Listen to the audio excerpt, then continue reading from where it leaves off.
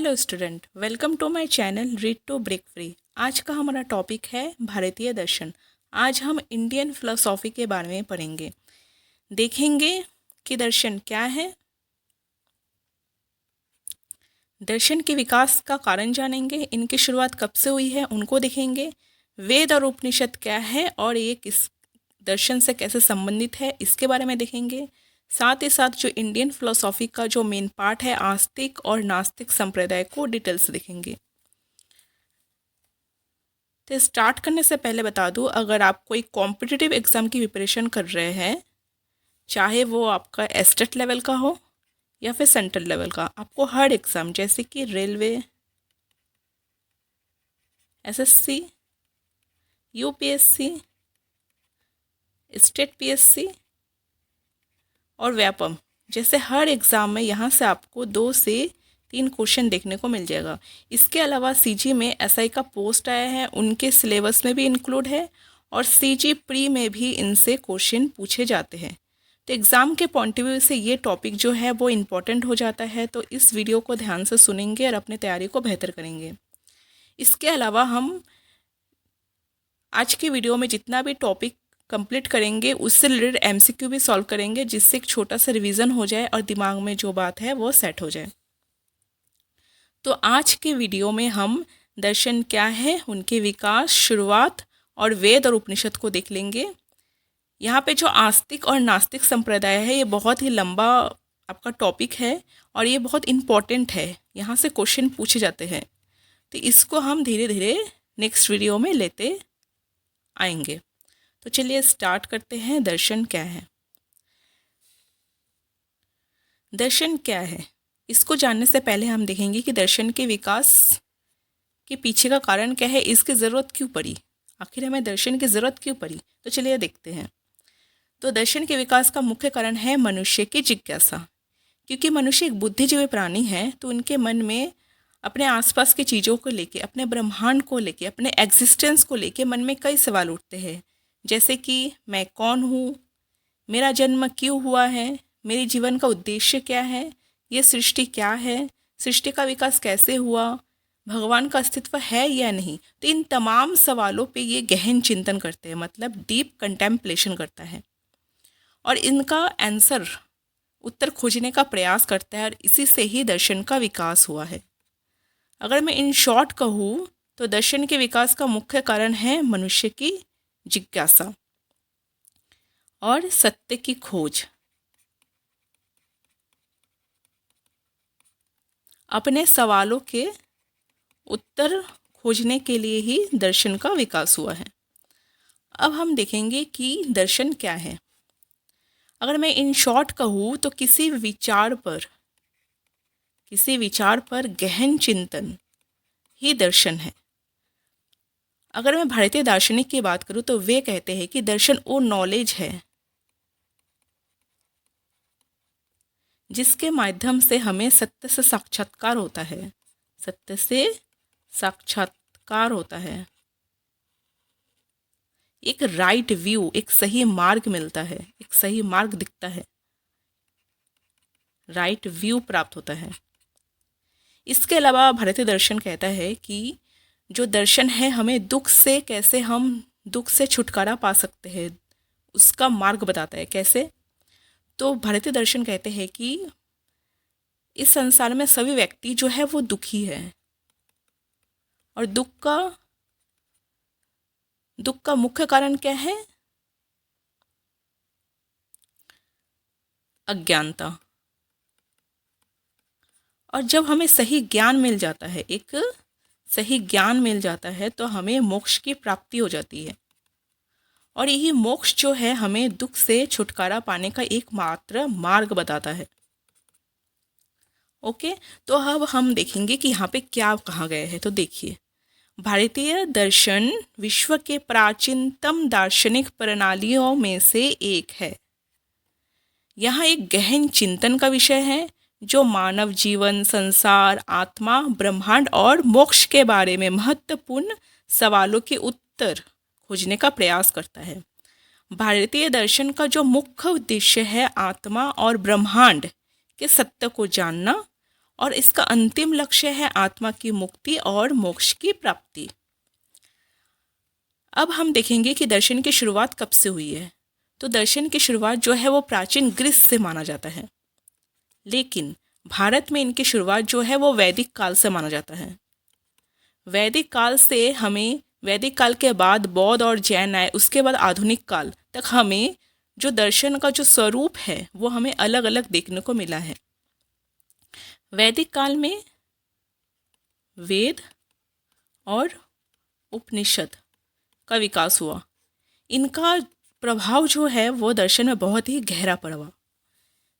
इसके अलावा बहुत सारे महाकाव्य आए, जैसे कि महाभारत, रामायण। इनका प्रभाव भी दर्शन में बहुत ही गहरा प्रभाव पड़ा। इसके अलावा महाभारत का एक पार्ट है भागवत गीता। इनको दर्शन का मुख्य ग्रंथ माना जाता है। भगवत गीता में हमें एक्शन मतलब कर्म, नॉलेज मतलब ज्ञान और डिवोशन के बारे में बताए गए हैं। अब हम देखेंगे कि दार्शनिक शब्द का जो मीनिंग है वो क्या है। तो देखिए, दर्शन जो है वो एक संस्कृत वर्ड दृश्य धातु से मिलके बना है। जो दर्शन है वो दृश्य धातु से मिलके बना है, और दृश्य धातु क्या है? एक संस्कृत वर्ड है जिसका अर्थ है जिसके द्वारा देखा जाए। परंतु यहाँ पे सवाल है कि किसके द्वारा देखा जाए और क्या देखा जाए। तो हम जनरली बोलते हैं कि हम तो आँख से किसी वस्तु या फिर किसी व्यक्ति को देखते हैं, लेकिन दर्शन में इनका मीनिंग जो है वो बदल जाता है। दर्शन में इसका मीनिंग ये नहीं कि हम आँख से किसी वस्तु या फिर किसी व्यक्ति को देख रहे हैं। दर्शन में देखने का अर्थ है अपने अंतर्दृष्टि में, अपने अंतर्दृष्टि से अपने भीतर देखना, अपने शुद्ध आत्मा को देखना, प्योर सोल को देखना और सत्य की खोज करना, अपने अस्तित्व को देखना। ये दर्शन का मतलब ये है। अब वेस्टर्न कंट्री में दर्शन को फिलोसॉफी कहा जाता है, जो कि दो ग्रीक वर्ड से मिलकर बना है, फिलोस और सोफिया। जहाँ पे फिलोस मतलब लव मतलब प्रेम, और सोफिया मतलब विस्डम मतलब नॉलेज या फिर ज्ञान। यहाँ पे फिलोसॉफी का अर्थ हो जाता है ज्ञान से प्रेम या फिर ज्ञान की खोज, लव ऑफ विस्डम या फिर search for wisdom. Western country में ज्ञान को जो है वो सुप्रीम माना गया है। इनके अनुसार जो हम जानना चाहते हैं उसके प्रति ही प्रेम, जबकि जो भारतीय दर्शन में मोक्ष को जो है वो सुप्रीम माना गया है। इसीलिए भारतीय दर्शन को मोक्ष दर्शन भी कहा जाता है। ठीक, अब हम देखेंगे कि वेद क्या है। वेद और उपनिषद को देखेंगे क्योंकि इनका जो रोल है वो आपका इंडियन फिलोसॉफी में बहुत ही गहरा पड़ा है। इसका प्रभाव जो है बहुत ही ज़्यादा रहा है। इसीलिए हम थोड़ा थोड़ा वेद को भी देखेंगे और थोड़ा थोड़ा उपनिषद को भी देखेंगे। तो सबसे पहले हम देखेंगे कि वेद क्या है। तो वेद जो कि एक संस्कृत वर्ड है, वेद जो है एक संस्कृत वर्ड है जिनका मीनिंग, वेद का मीनिंग क्या होता है? ज्ञान मतलब नॉलेज। वेद को सोर्स ऑफ नॉलेज भी कहते थे, वेद को सोर्स ऑफ नॉलेज भी कहते हैं, मतलब ज्ञान का स्रोत माना गया है वेद। वेद में हमें पूजा पाठ की विधि, यज्ञ की विधि, ये सब के बारे में बताया गया है। इसके अलावा वेद में ये बताया गया है कि हम अपने अंदर आध्यात्मिक जागरण मतलब स्पिरिचुअल अवेकिंग कैसे ला सकते हैं, हम समाज में कैसे अच्छे बिहेव कर सकते हैं, समाज के साथ कैसे हम मिलजुल के रह सकते हैं, इसके बारे में बताया गया है। इसके अलावा बताया गया है कि जो हमारे चारों ओर जो हमारा वातावरण है, हमारे इन्वायरमेंट है, वो हमारे लिए कितना इम्पोर्टेंट है और हम उनको कैसे सेफ रख सकते हैं, इसके बारे में भी वेद में बताया गया है। तो यहाँ पे वेद जो है वो 4 प्रकार के हैं, ऋग्वेद, यजुर्वेद, सामवेद और अथर्ववेद। अब हम धीरे धीरे इसके डिटेल में जाएंगे। जो कि दर्शन में ये जो ऋग्वेद, ये जो वेद है, इनका एक अलग वीडियो में लेके आऊँगी जहाँ पे हम एकदम पूरा डिटेल से पढ़ेंगे। यहाँ पे हम सिर्फ जो दर्शन के लिए इम्पोर्टेंट है उस पॉइंट पर फोकस करेंगे। तो सबसे पहले हम देखेंगे ऋग्वेद। ऋग्वेद को जो है वो सबसे पुराना वेद माना जाता है, जिसमें बहुत सारे मंत्र दिए हैं, लगभग 11,000 मंत्र है, 10 मंडल है। इसमें जो 9वां मंडल है वो सोम को समर्पित है। इसमें 1028 सूक्त है। ऋग्वेद का जो मुख्य उद्देश्य क्या है? देवताओं की पूजा और आत्मा साक्षात्कार। मतलब ऋग्वेद में बताया जाता है कि हमें देवताओं की पूजा कैसे करनी चाहिए, उनके नियम बताए जाते हैं। साथ ही साथ आत्मा साक्षात्कार, सेल्फ रियलाइजेशन कैसे हम कर सकते हैं, ये सब के बारे में बताया गया है। नेक्स्ट हम देखेंगे यजुर्वेद। यजुर्वेद, ये जो यजु शब्द है इससे पता चल रहा है यजु मतलब यज्ञ से रिलेटेड है। यजुर्वेद में यज्ञ के कर्मकांड मतलब यज्ञ को कैसे करना है, उनका अनुष्ठान का वर्णन है। यज्ञ और पूजा की विधि के बारे में बताया गया है। मतलब यजुर्वेद में बताया गया है कि हमें यज्ञ कैसे करना चाहिए, जो यज्ञ की ये वेदी है इनका स्ट्रक्चर कैसा होना चाहिए, इनकी जो दिशा है वो कैसी होनी चाहिए, इनके बारे में बताया गया है। इसके अलावा यज्ञ करने से हमारे समाज और हमारे आसपास के वातावरण में एक शांति फैल जाती है। ये सब के बारे में बताया गया है। नेक्स्ट हम देखेंगे सामवेद।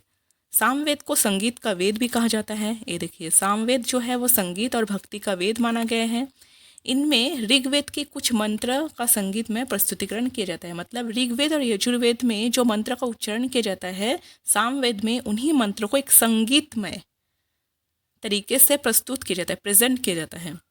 सामवेद से ही शास्त्रीय संगीत, सुर और राग की उत्पत्ति हुई है। जो हमारे भारत के जो शास्त्रीय संगीत है, सुर है, राग है, उसकी उत्पत्ति जो है वो सामवेद से ही हुआ है, ये माना जाता है।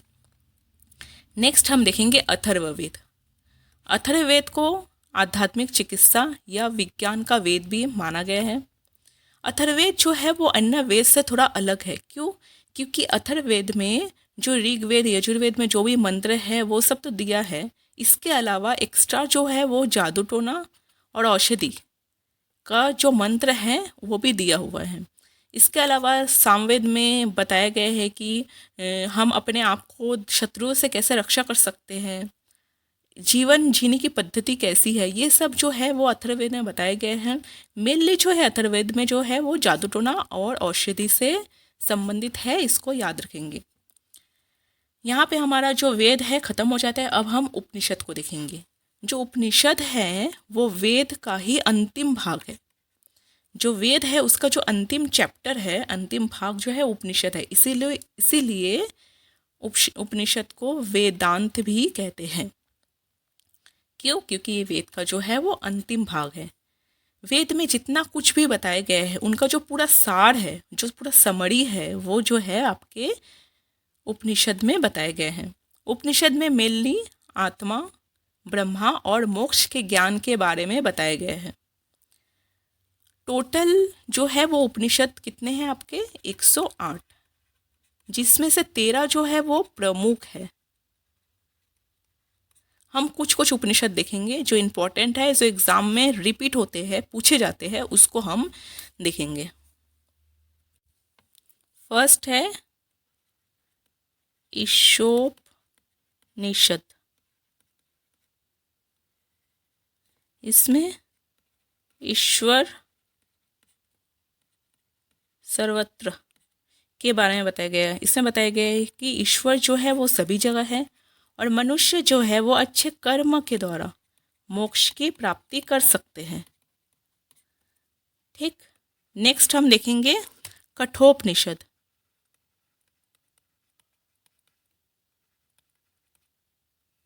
कठोपनिषद में यम और नचिकेत के संवाद मतलब कम्युनिकेशन के बारे में बताया गया है। इसमें जो नचिकेत है वो यम से सवाल करते हैं, यम उनका आंसर देते हैं और इस प्रकार जो है ब्रह्मांड का जो सत्य है, कॉस्मिक का जो सत्य है, उसके बारे में बताता है। इसमें यम जो है, इसमें नचिकेत जो है वो 3 सवाल रखते हैं। पहला, आत्मा क्या है? सेकंड, मरने के बाद क्या होता है? मरने के बाद क्या होता है? और थर्ड है आपका मोक्ष की प्राप्ति हम कैसे कर सकते हैं? तो इस प्रकार जो प्रश्न पूछ के सवाल मतलब प्रश्न पूछते हैं और यम जो है उनके आंसर करते हैं। कठोपनिषद में आत्मा की अमरता पर ज़्यादा बल दिए गए हैं। मतलब बताया गया है कि आत्मा जो है वो अमर है, इन पे ज़्यादा बल दिए गए हैं। नेक्स्ट हम देखेंगे मांडुक उपनिषद।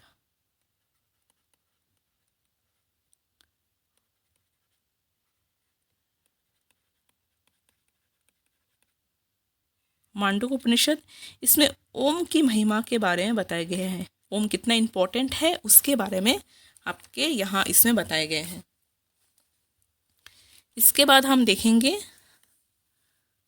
जो नेक्स्ट है वो है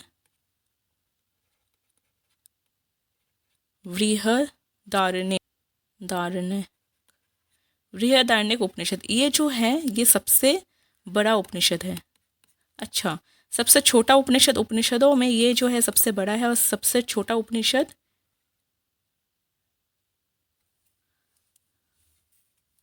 ईशोपनिषद।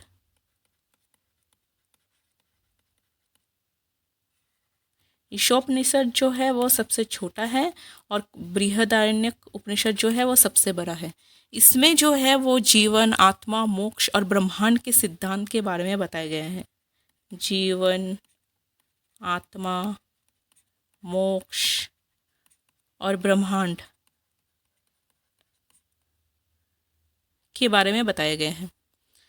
ठीक है, तो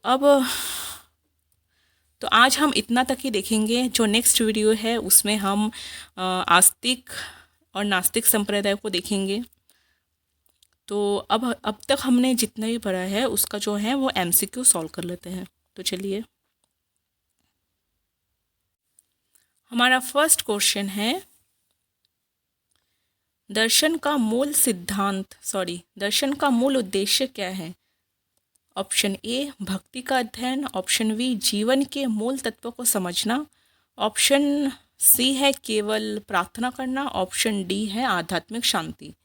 तो इनका जो राइट आंसर हो जाएगा वो हो जाएगा ऑप्शन बी, जीवन के मूल तत्वों को समझना दर्शन का जो है वो मेन मुख्य उद्देश्य है। नेक्स्ट क्वेश्चन है, दर्शन शब्द की उत्पत्ति किस भाषा से मानी जाती है?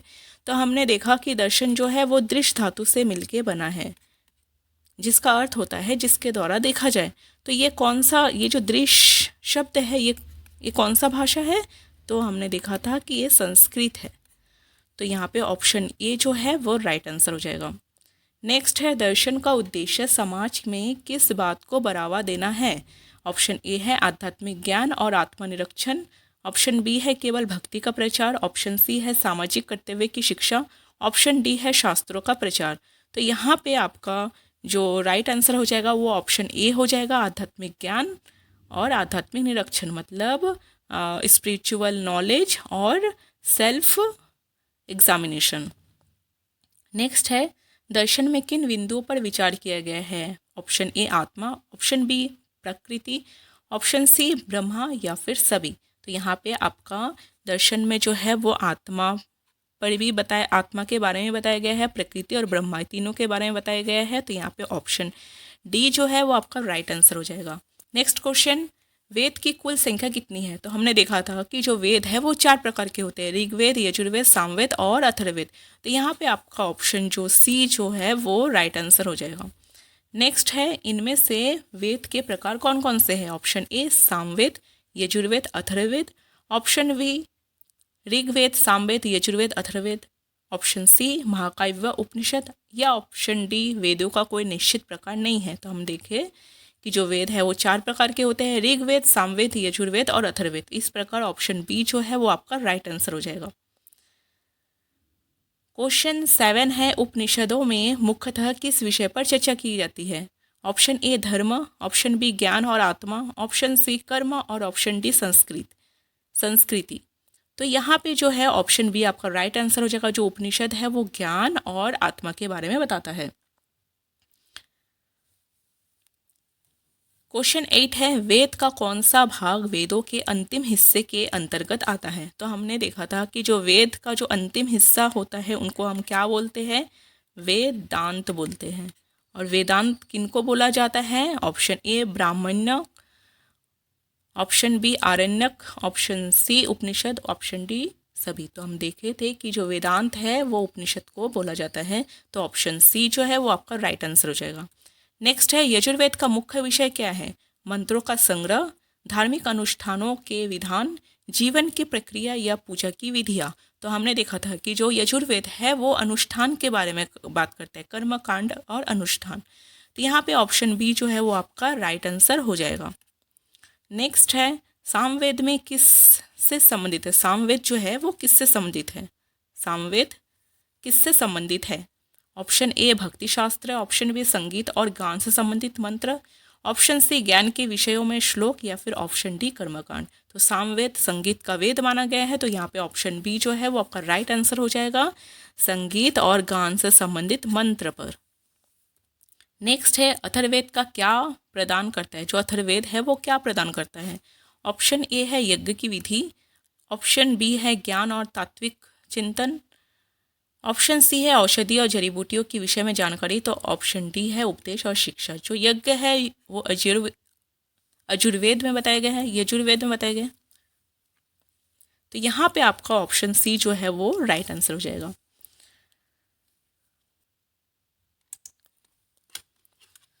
नेक्स्ट हमारा क्वेश्चन है, कौन सा उपनिषद सबसे लघु उपनिषद में से एक है? तो हमने देखा था कि जो ईशोपनिषद है वो सबसे लघु है और सबसे बड़ा जो है वो बृहदारण्यक उपनिषद है।